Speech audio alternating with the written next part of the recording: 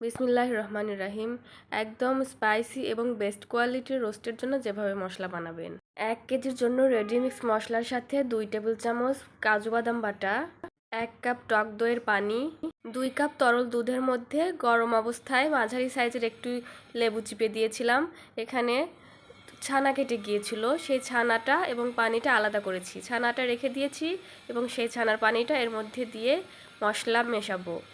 আর এর জন্য পরবর্তীতে কোনো তরল দুধ দেওয়ার প্রয়োজন নেই, কারণ আমি এখানে অলরেডি 2 কাপ ব্যবহার করেছি।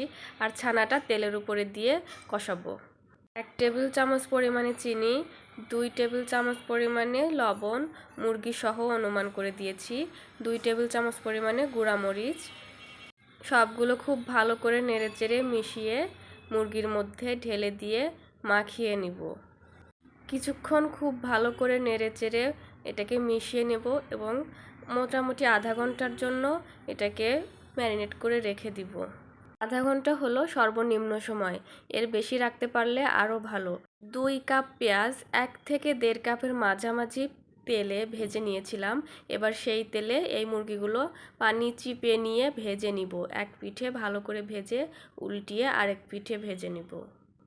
ভাজার সময় চুলার হিট বাড়িয়েই রাখতে হবে আর ঢাকনা দিয়ে ঢেকে দিতে হবে, যাতে ভাজার কাজটি খুব দ্রুত হয়ে যায়, না হলে মুরগি থেকে পানি ছেড়ে দিতে পারে।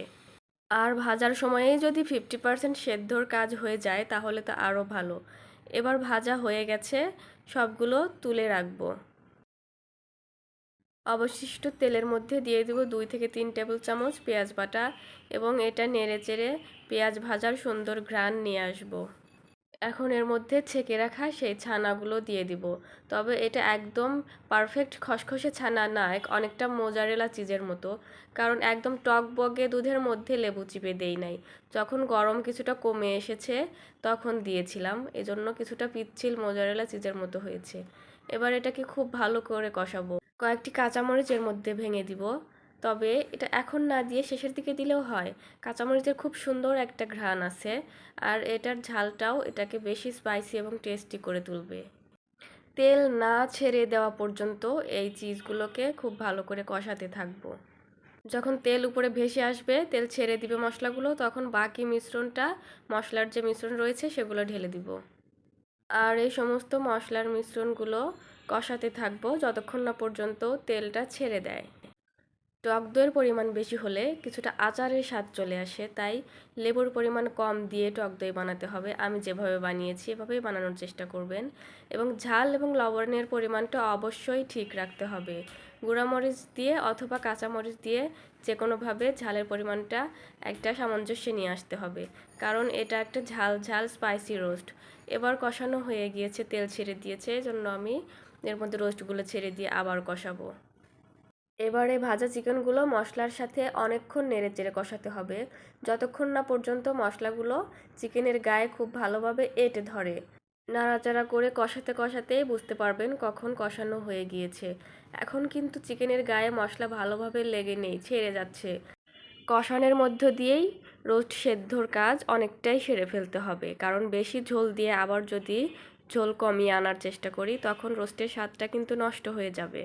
আর এর মধ্যে গরম পানি ব্যবহার করলে সবচেয়ে ভালো। বেস্ট কোয়ালিটির রোস্টের জন্য মশলার আইটেমগুলো যেমন গুরুত্বপূর্ণ, তেমনি মশলার মিশ্রণ তৈরি এবং কোনটা আগে কোনটা পরে, কোনটা কতক্ষণ কিভাবে কষাতে হবে, এগুলোও খুব ইম্পর্টেন্ট। রোস্টগুলো কষাতে কষাতে এমনভাবে মশলাগুলো গায়ে লেগে গেছে, মনে হচ্ছে যেন রান্না হয়ে গিয়েছে। এখন বুঝতে হবে যে আমার মশলা কষানো পারফেক্ট হয়েছে। এবার এর মধ্যে গরম পানির ঝোল ঢেলে দিব।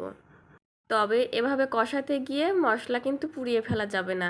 প্রয়োজনে অল্প অল্প করে পানি অ্যাড করে দিতে হবে যাতে পুড়ে না যায়, কিন্তু কষানোর কাজটা অনেক সময় নিয়েই করতে হবে। আর ঝোল অল্প পরিমাণেই দিতে হবে, বেশি ঝোল দিয়ে শুকিয়ে ফেললে স্বাদ নষ্ট হয়ে যাবে, আমি আগেই বলেছি। আর এর জন্য আগেই সেদ্ধর কাজ অনেকটাই সেরে ফেলতে হবে ভাজার সময় এবং কষানোর সময়।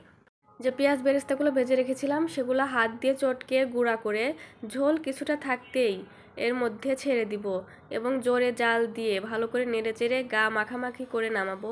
তবে স্বাদ পরীক্ষা করে নামাবো অবশ্যই। তবে আমি শেষ পর্যন্ত দেখাতে না পারার জন্য আন্তরিকভাবে দুঃখিত।